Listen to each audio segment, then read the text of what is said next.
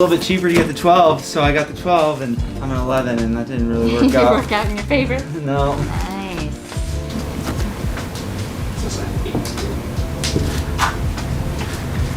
I've never been in this store before. How long have you guys been open? Where'd you get these? StockX. Okay. Do you have the receipt on your phone? You know what? It was actually on an old account that I don't have anymore. I don't have that StockX account any longer. Do you have any emails or anything from this?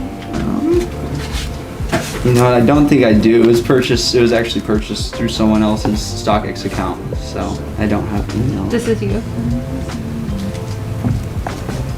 Yes, it is. No, that's who it was purchased through. That's who it was purchased through. Oh, okay. Those are not mine. That's not my name, no. We'll probably hold off on them. Okay. Do you know anybody else who would be looking to buy potentially in the area? I'm from Portland, so. Not really. They look really fake to me, so